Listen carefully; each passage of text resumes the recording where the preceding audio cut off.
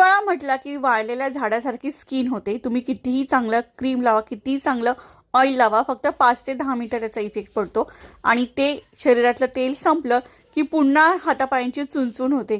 बापरे, माझं पण असंच होतं. आणि मी भांडी घासते, कपडे धुते, त्यामुळे माझ्या हाताचे पंजे ना खूप म्हाताऱ्यासारखे दिसतात. आणि बऱ्याच बायकांना हाताची चुणचुण होते ना म्हणून खोबऱ्याचं तेल वापरतात, पण ते खूप चुकीचं आहे. त्याने स्किन खूप काळवंटे आणि ते तेल तुम्ही चेहऱ्याला लावू शकत नाही. पण मी बनवलेलं हे तेल तुम्ही अगदी छोट्याशा बाळापासून ते अगदी म्हाताऱ्या माणसांपर्यंत सगळेच वापरू शकतात आणि इफेक्ट तर खूप भारी होतो.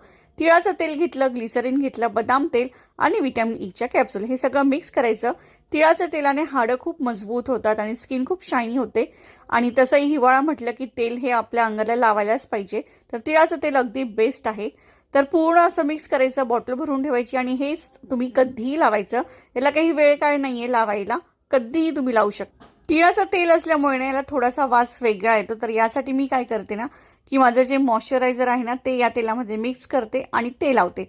खरोखर खूप छान इफेक्ट पडतो. आणि जेव्हा रात्री झोपायचं असतं त्यावेळी फक्त हे मी बनवलेलं तेल लावते. खूप मस्त स्किन होते, अगदी सॉफ्ट. तुम्हाला वाटणारच नाही की तुम्ही हिवाळ्यात आहात. इतकी छान अशी स्किन होते. स्किन खूप शायनी होते. यामध्ये बदाम तेल घातलं आहे त्यामुळे तर फायदेच फायदे होतात. जर तुम्हाला बदाम तेल घालायचं नसेल तरी चालेल, पण तुम्ही ग्लिसरीन, तिळाचं तेल आणि व्हिटॅमिन ई कॅप्सूल ह्या अगदी स्वस्त मिळतात, त्या तुम्ही नक्की वापरा. आणि हे तेल बनवून ठेवायचं आणि घरातल्या सगळ्यांनी लावायचं. खूप छान इफेक्ट होतो. खूप मस्त हात होतात. स्किन अगदी शायनी होते. पूर्ण अंगाला तुम्ही लावू शकतात.